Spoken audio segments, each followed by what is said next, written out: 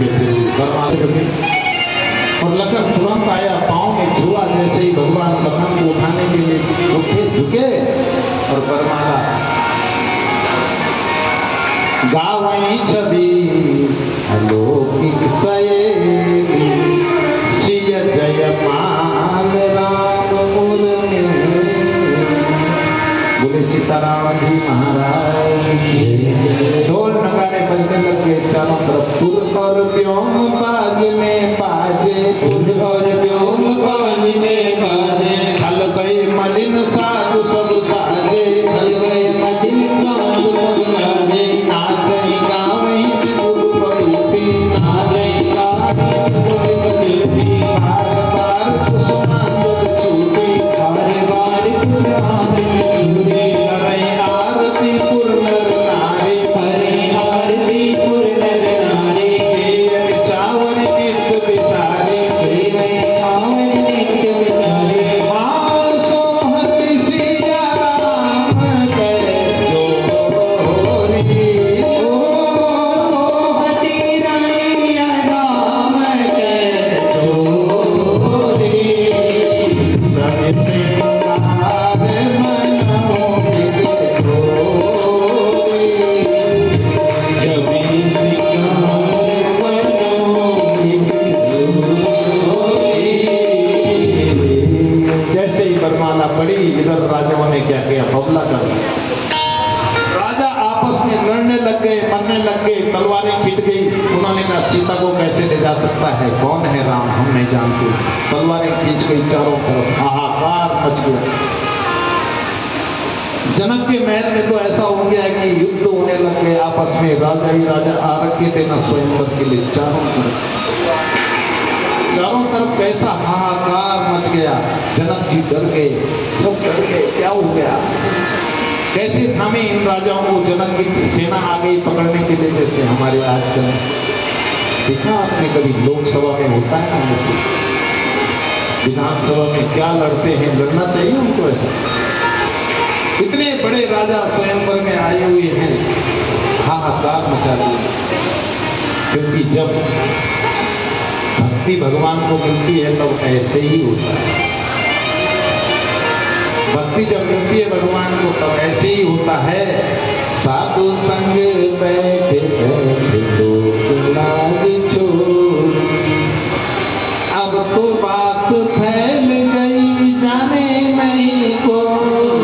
साधु संग बैठे ऐसे हो ही रहा था कि उसी समय पीछे देखे जैसे महाराज का वेश है, ऐसे ही वेश में कौन आ गए, मध्य प्रदेश से जो गुरुजी आए हुए हैं सामने, उनके बीच में ऐसे ही बीच में हाँ के अवसर सुनी शिव धनो भैंगा, के अवसर सुनी शिव धनो भैंगा। आए त्रिगुण कमल पतंगा, आए त्रिगुण कमल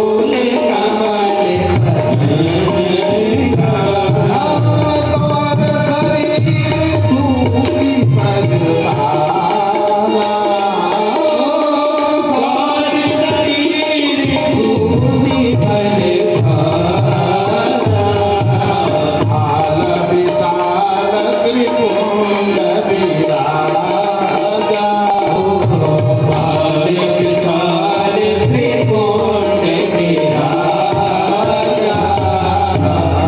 त्रिपुंड लगा रखा है, परसा हाथ में है, धनुष टांग का, अजगर धनुष टांगा हुआ है, कमर बंधी हुई है, विकलांग रूप में गौर शरीर। कौन आ गए, परशुराम भगवान जी आ गए। बोले परशुराम भगवान की जय। आपने भागवत में सुना होगा, अथात सूयताम राजन वंश सोमस्य पावनम, यस्मिन्नैलादयो गोपा कीर्तन्ते पुण्य कीर्तया। लोग कहते हैं परशुराम जी ने क्षत्रियों का नाश किया, ऐसा गलत है। परशुराम भगवान आ गए, पशुपतिनाथ की उपासना करने के बाद पशुपतिनाथ जी बने। जमदग्नि ऋषि के संतानें हैं, 4 संतानें थी, रघुनाथ, गुकेण, वसु और विश्वमानव इनका नाम था। पशुपतिनाथ की इतनी उपासना की कि नाम पड़ गया परशुराम। उनके यहाँ एक गाय थी। परशुराम जी अपने पिता को ही सर्वस्व मानते थे, भगवान मानते थे। और परशुराम जी कैसे थे? परशुराम जी की माँ थी जो, तो इन्होंने जमदग्नि में क्रोधी थी। जमदग्नि गायों को पालते थे, गायों, और उनका एक ही सूत्र था, गाओ मम कृत सतु, गाओ में संतु पृष्ठतम, गाओ में हृदय संतु, गवामते पसाम्यहम्। गायों की सेवा करते थे। एक दिन उनकी पत्नी का नाम था रेणुका। उसने बोला, तुम बार बार गायों की कथा सुनाते हो। चिढ़ गए जमदग्नि और अपने चारों बेटों से कहा, इसकी गर्दन उड़ा दो अपनी उस पत्नी के लिए। किसी ने माँ की गर्दन उड़ानी, सब भाग गए घर से। परशुराम जी इतने भक्त थे, निकाला परसा और अपनी माँ की गर्दन उड़ाई। और गर्दन उड़ाने के बाद परशुराम जी के पिता जमदग्नि, जिनको वो भगवान मानते थे, वो बहुत प्रसन्न हो गए। उन्होंने कहा, बहुत तुमने मेरा बहुत अच्छा काम किया है। 2 वरदान मांगते बेटा। तो पहले वरदान में मांगते हैं, पिताजी मेरी माँ की गर्दन जुड़ जाए। और दूसरे में मांगते हैं कि मेरी माँ को कभी जन्म जन्मांतर तक ये याद न रहे कि मैंने उसके साथ ऐसा किया था। उन्होंने कहा, तथास्तु। ये है परशुराम जी। अर्जुन वीर, कीर्ति अर्जुन वीर एक था, इनके पास गाय थी, कामधेनु, सब देने वाली थी। उसने कहा, ये गाय मुझे दे दो। जमदग्नि से कहा, जमदग्नि ने कहा, ये गाय मैं किसी को नहीं। अपहरण करके ले गया गाय का, जमदग्नि को मार दिया। इसलिए परशुराम जी ने 21 बार अर्जुन कीर्तिवीर के वंश का नाश किया, न कि पूरे क्षत्रिय वंश का। वो परशुराम जी आगे हैं। ते अवसर सुनी शिवधनु भंगा। आपने भी आवाज सुनी थी ना, धनुष टूटने की आवाज, वो आवाज परशुराम जी तक गई। परशुराम जी आए, कुपित हो गए, किसने तोड़ा? भगवान शंकर का ये धनुष किनार किसने तोड़ा है? कौन, किसने हिम्मत दी? कहू जड़ जनक, जड़ कह दिया, जड़ शब्द कह दिया, मूर्ख कह दिया। धनुष कई तोरा अति ऋषि बोले गजन कटोरा। लक्ष्मण जी उठ गए गुस्से में, और लक्ष्मण उठे गुस्से में, बोले ऐसे तो हमने बहुत सारे धनुष तोड़े, आप इसकी बात करते हो? ये धनुष ऐसे ऐसे तो हमने बहुत तोड़े। और कुपित हो जाते हैं, परशुराम मारने को बालक काल बस बोलत तो ही समार, धनवी राम त्रिपुरारी नम विदित सकल संसार। भगवान जब देखते हैं भक्त पर विपत्ति आती तो भगवान आगे आते हैं। हम उठ गए, बोले, हम आई तो नहीं बरबरी का सुना, कहूँ न कहाँ चरण गनमा। कहाँ हम तो क्षत्रिय हैं महाराज, ब्राह्मणों चरण है, हम तो आपके चरणों में नतमस्तक है। राम मात्र लघु नाम हमारा, सहित पड़े नाम तोहारा। परसों कैसे बड़ा नाम आ गई। कुपित हो गए हैं, कुपित। परशुराम जी ने कहा, परशुराम जी गुस्से में आ गए हैं। और राम ने समझाने की कोशिश की तो नहीं माने। तो राम ने क्या किया? भगवान राम ने अपना वक्षस्थल दिखाया, और वक्षस्थल देख करके समझ गए, अरे विष्णु के अवतारी हैं क्या? वक्षस्थल पर क्या दिखा? वक्षस्थल पर दिखा भृगु ऋषि के पांव का चिन्ह दिखा। भृगु इनके पूर्वज थे, उन्होंने भगवान विष्णु के मारा था। संतों का आपस में जमघटा लगा हुआ था, संत बैठे हुए थे आपस। और संतों ने कहा कि तीनों देवों में सबसे महान देवता कौन है? ब्रह्मा विष्णु महेश में।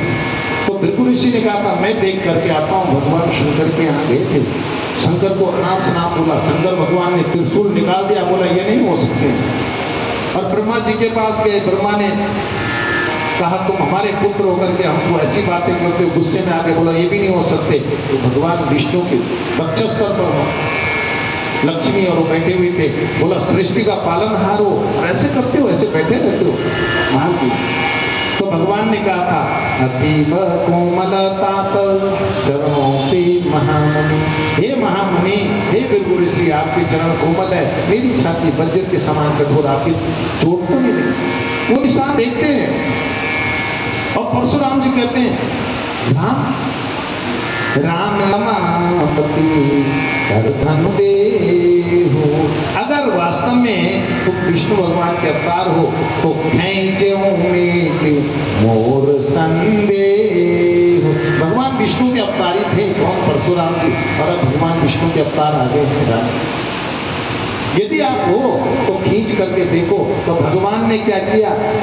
उठाया नहीं धनुष, अपने आप ही चले गया। देख चापो आप ही चल गयो परशुराम विस्मय भया। हमारी भी यही दशा है मेरे भाई बहन। हमारी दशा क्या है? कितनी खराब दशा है हमारी। जिस प्रकार वो धनुष गया, हमारी यही दशा है। भगवान के काम में हम 1 रुपए देने के लिए तैयार नहीं है। जब बेटी का तलाक वो होता है 2 करोड़, जब कहीं छापा पड़ता है 10 लाख, लेकिन भगवान के काम में ऐसा नहीं कि 500, 400, 200, 300, ऐसा कुछ नहीं। आज हमारा सौभाग्य है, हमारे बीच में उमेश कुमार चौधरी जी, भारतीय जनता पार्टी के वरिष्ठ नेता, लक्सर से आए हैं।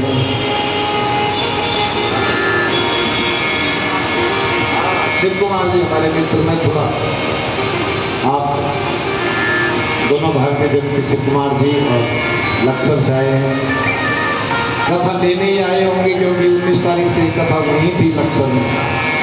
ये घूम घाम करके क्या पता कैसे कैसे पहुंची, खैर को बताएंगे। बड़े धार्मिक आदमी, MK गेस्ट हाउस सुना होगा आपने, लक्सर में बड़ा गेस्ट हाउस भी है। बस सेवा में ही लगाते हैं, कमाते हैं और सेवा, कमाया और सेवा, पूरा परिवार सेवा। क्या कहा? देत चापू आप गली चले हो। कंजूस था ना एक, मेरी बहनों सुनो, एक कंजूस था, कंजूस सेठ था, उनका नाम था दाताराम। दाताराम जी इतने कंजूस। पत्नी ने कहा अरे क्यों नहीं करते हो, सुनो कभी सत्कर्म करो भाई, मर जाना है तुमने। पत्नी ने कहा अरे कुछ ना करो, चलो गंगा में स्नान करके आ जाओ, हरिद्वार चले जाओ। तो गंगा का स्नान में किराया पड़ोगे ना 10 रुपए उनके घर से, इसलिए नहीं जाते थे कि 10 रुपए किराए कौन देगा। तो पत्नी ने कहा मत देना किराए भाई, शॉर्टकट चले जाओ, किनारे किनारे ये रास्ता जाता है, गंगा जी पहुंचता है। यहाँ चले गए, चले तो गए, मन में सोच रहे हैं कि यार गंगा में स्नान करूंगा घाट पर तो वहाँ पंडित मिलेगा, पंडा, उसको कुछ देना पड़ेगा, इसलिए ऐसा करता हूँ मुर्दा घाट में नहाता हूँ, वहाँ नहीं देना पड़ेगा। और चले गए मुर्दा घाट। और राम कैसे हैं बताओ? कौतुकी है, कौतुक करते हैं राम। और जैसे ही महाराज जी वो घाट से डुबकी मार करके ऐसे खड़े उठे तो पंडे के रूप में सामने दिखाई दिए राम जी खड़े हो रखे हैं, पंडा। दाताराम ने कहा तुम यहाँ भी आ गए?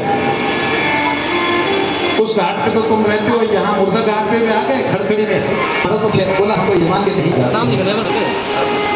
दाताराम ने कहा मेरे पास कोई नहीं, देखो बोला तुम्हारे पास कुछ नहीं है, उसको बोला पर ये तो है जने वो बेटा बता, बोला हाँ ये तो संकल्प कर लो। पता नहीं मुझे संकल्प की मैंने देना तो है कुछ।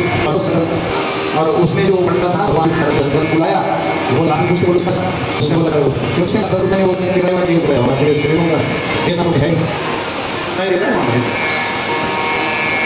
भगवान भी चले गए, ये भी चलेगा, घर गया, तीसरे दिन वो पंडित आ गए उसके घर में। उस पत्नी का सो रखा था, बोला दाताराम जी का घर यही है? हाँ जी हाँ जी।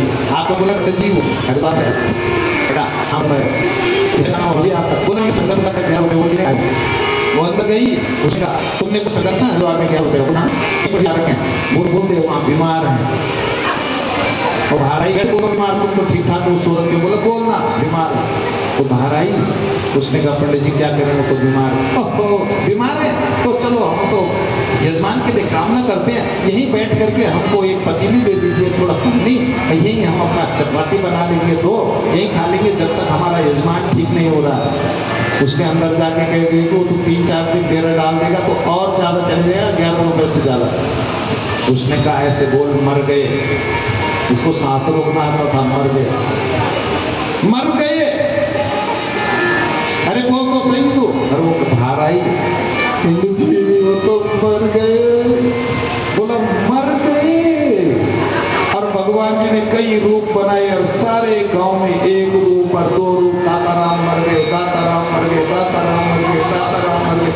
और वो कर सारे लोग वापस। अरे क्या हुआ बेचारे को, अंदर था वो चारपाई में, उसने श्वास रोक रखा था, अब होता ही है, वो रो रही है। अरे सुनो नहीं मरे, नहीं मरे, अरे सुनो नहीं मरे। तो बोलता है ना मेरे पति मरे नहीं अभी, लड़कियां बोलती मेरे पिताजी मरे नहीं, इनको मत उठाओ यहाँ से। अब वो तो सचमुच बोल रही है कि नहीं मरे।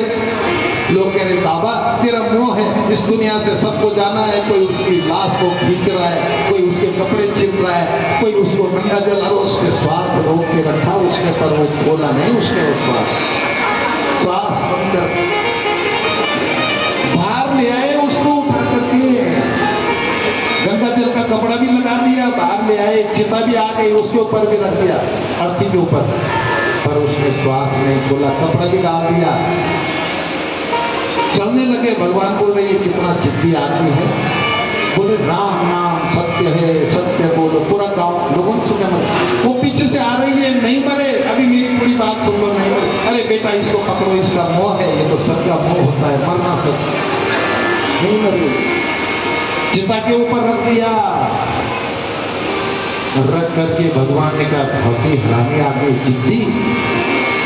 उसने कहा जो चिता बना रहे थे मैं इनके कान में कुछ कहना चाहता हूँ। लोगों ने बोला पंडित जी क्या पता कोई पिट दे रहे हैं। कान पर गए, कपड़ा हटाया चिता के ऊपर, बोला दाताराम आंख खोल में भगवान हूँ, जो मांगता है दे दूंगा। दाताराम ने ऐसी खोली आंखें, तुम यहां भी आ गए, तुम यहां भी आ गए मेरे पास, यहां भी आ गए। बमंडल मच गया। दाताराम मत कर कुछ, तुम मांग ले मुझसे कुछ। बोला मैं तुझसे कुछ नहीं मांगता, तू 11 रुपए छोड़ दे मेरे 11 रुपए